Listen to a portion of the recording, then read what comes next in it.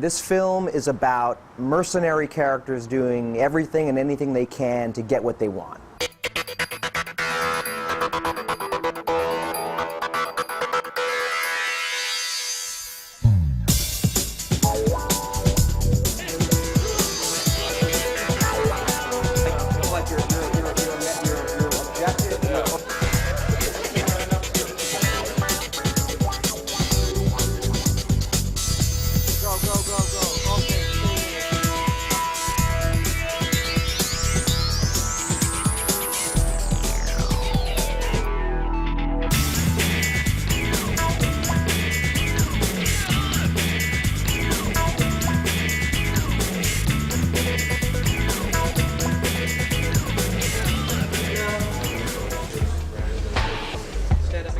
This is a movie that knows what it is. It is a self-aware thriller.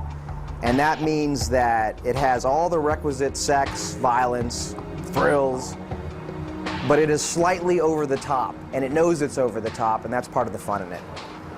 This movie is kind of like a big comic book.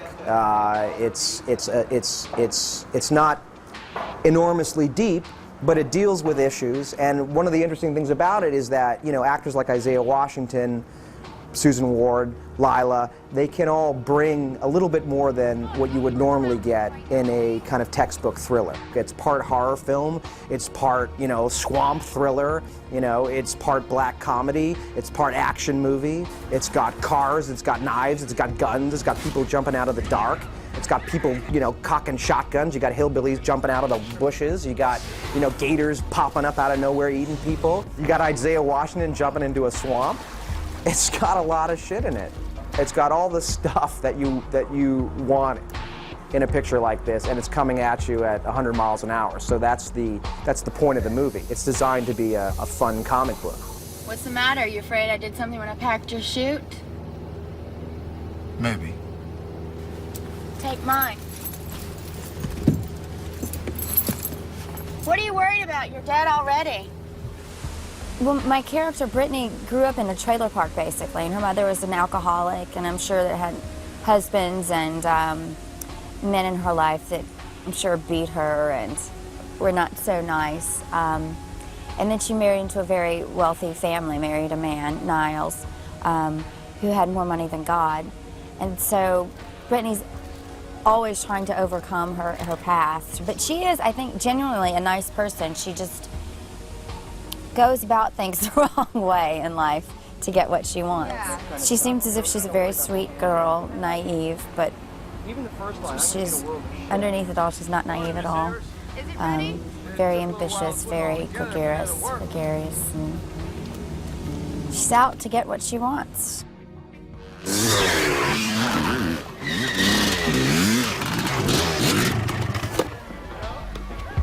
I play Maya King. I'm the bad girl and initiator of this plan to kill Niles, get his $70 million, and run off with my lesbian lover, Brittany. I'm the girl from the wrong side of the tracks, who you don't want to run into on a dark alley. But actually, Maya's a really smart girl. She's got a good edge to her. I think she's really smart, but no one really knows it. She's the girl that cuts school and goes to a library and reads books on how to build bombs. Smart or crazy? One of the two. Can't put walls around Maya King. She's always up to no good. She's so good, she's bad. I gotta admit, it's a cool plan. I'll give you that. Using those pesky cellar rats to take Niles' plane down, making it look like a Cuban hit. Smart. But not smart enough. I am portraying Terrence Bridge, who is an insurance investigator in the town of Blue Bay, somewhere in Florida. And in the course of his investigation, he finds out that there is definitely an individual who is murdering people. There has definitely been some foul play. He's trying to save $2 million from his company losing. And in the backstory, I think he's already written some policies where he's already lost for the company maybe $10 million from individuals who either died or just tricked the company, however. So the journey about being in Blue Bay is that he is the odd man out, but that's the good part of it, is that he has to always play it cool, no matter what. He can never lose his cool. And in the film, when he does, we all ultimately see what happens when he finally loses his cool. That's where I come in.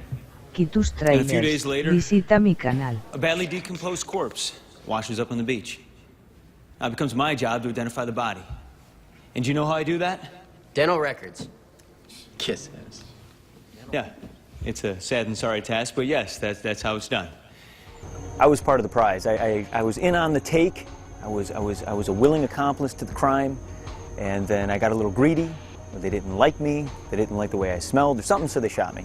And so now they're trying to dispose of the body in the murky recesses of the swamp here. I don't think I'm gonna get through this. Yes, you will.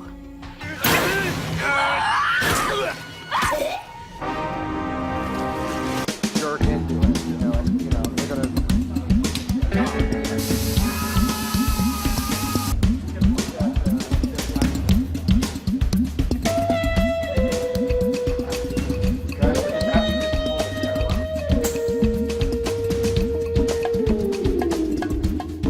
I had seen the first Wild Things, but I didn't know there was a Wild Things 2 in development. The script had been in development for several months before I came on.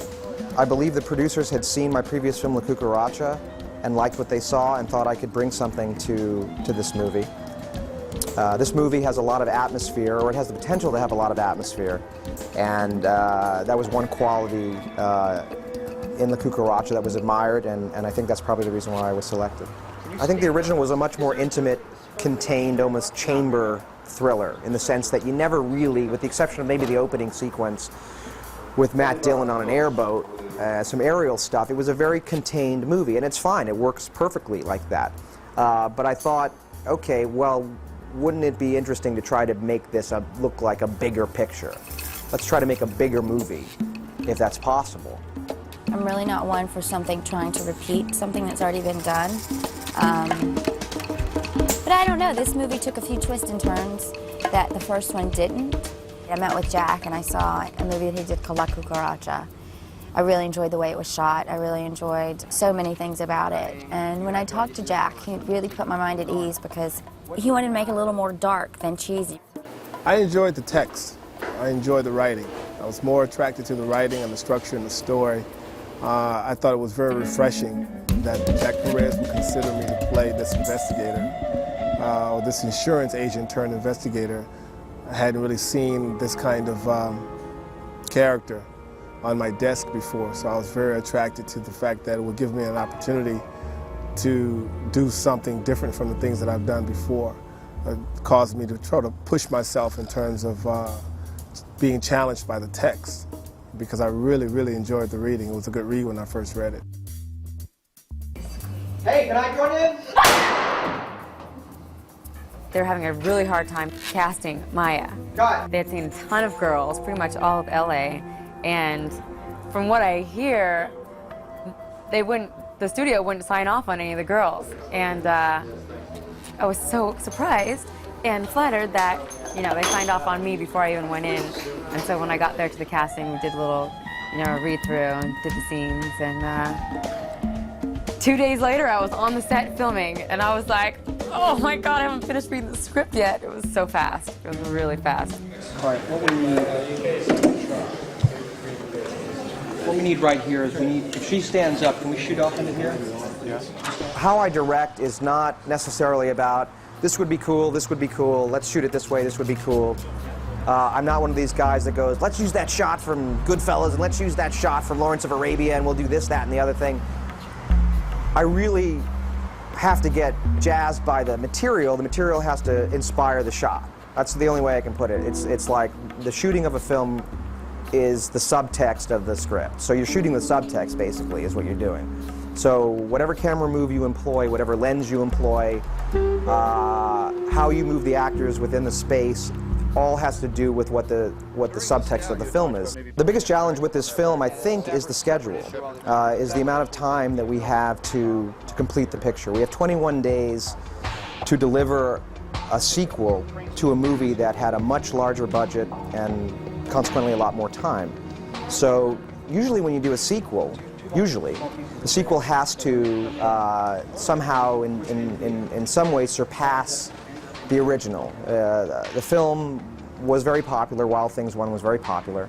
People remember a lot of things about the picture. A lot of people remember the notorious three-way sequence and all the double crosses and the flavor of Florida. And those were all things that were very important to this picture, but it couldn't appear to be cheap because I think people would be disappointed. So that's been the struggle, is to try to bring the production values and the atmosphere and the performances and everything up while fighting a very short shooting schedule, which is always difficult. Our typical shooting day follows a certain pattern. It starts with denial, which is that it starts with morning and breakfast and everybody, it's a new day and we have stuff to shoot. We know it's a lot, but it's a new day and the whole day's ahead of you. And so you don't ease into it because you have to start at a clip, but you're sort of optimistic because you're just shooting and you're woke up and you're fresh. And then around lunchtime, this sinking feeling starts to set in, which is, oh my God, we still have 4 pages left to shoot out of 6. I think our average page count is 5 or 6 pages a day, which is a lot. And it's not just 5 or 6 pages like us sitting talking. It's an eighth of a page on an airboat, and it's another eighth of a page in a swamp, and then it's people stabbing each other, and then there's a love scene, and it's all happening in one day. So it's extremely demanding, and you're moving from location set to set, and you're doing crying, and you're doing laughing, and you're doing violence, and you're doing lovemaking, and you're doing it all at once. And so what happens is that come around lunchtime, you can start to see the clock ticking more, and you realize that, oh my God, we have all this left to shoot, and how are we going to do it? And that's when everything starts to kick into high gear, and you can sense this. It's a combination of anxiety and a rush, and it's very taxing, and at the end of the day, you get that feeling like you've been out, working at a construction site all day. It's like when you get done with it, you're like, holy crap, I really worked today. I mean, you sleep really hard because it's hard. Every day is hard. It's fun, but it's hard. She's probably halfway to the Cayman Islands by now, laughing all the way to the bank. Turn to the left. Oh boy, she played me like a punk ass bitch. That skank. Turn to the right. Oh, I'm the fall guy now, huh? Is that what it is, Brittany? You're just gonna disappear and leave me hanging with all this shit? Y tus trailers. Visita mi canal. Oh, don't you see what's going on, man? She killed all of them. She killed all of them! Jack Perez is very interesting. I'm very impressed about many things. One in particular is his ability to squeeze in a very ambitious script in 21 days. He has gotten quite a bit of cinematic endeavors in the can in a very short amount of time. I'm very impressed with his organization and his time management. Isaiah does an enormous amount of preparation. I mean, he analyzes the script like an engineer. I mean, every moment has been, it seems, every moment has been thought about, if not preconceived in his own mind. And so sometimes, there'll be a scene that was scripted as driving in a car and talking. And we realize for some sort of production issue or because this location happens to be interesting that it's now going to be a walking scene, A scene that he was going to be doing driving on the phone is now walking to the vet's office on the phone. And I can see how in that kind of moment it throws him for a second because he's had this idea. And so it's funny because, I've told him that he says, you got me on a short leash. And he's joking, but I'm saying, the length of your leash is, directly related to the length of my shooting schedule. If I had, 40 days, it'd be a much longer leash. You could walk all over the place and I would, I'd follow you. But I have to shoot to cut. I have to get these scenes in a very short period of time. I have to kind of distill them down to their essence, and that often means choreographing very specifically where they're going to go to minimize the amount of shots that I'm going to take and And fortunately, it's worked out. You know, he's kind of come around. He started calling me the puppet master. He has a vision in his head of exactly what he wants. And if something doesn't quite work out shot-wise or location-wise or something, he's very creative. He just kind of stands there and really puts something spectacular together out of nothing. I'm always wondering what he's thinking about, because he's always like got such an intense gaze and he's focused on something. You know, he's just running like a million different scenarios in his head and trying to, you know, cut the picture together. And sometimes I'm like, Jack, what are you thinking about? He's like, I just want to see how that works and how that fits together and this and that. And you know, it's just actually a very brilliant guy.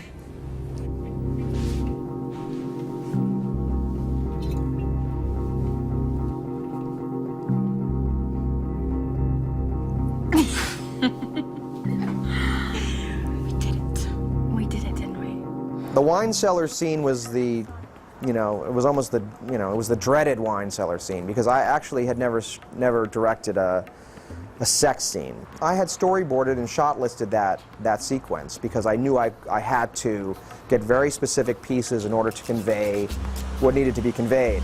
But I was a little nervous.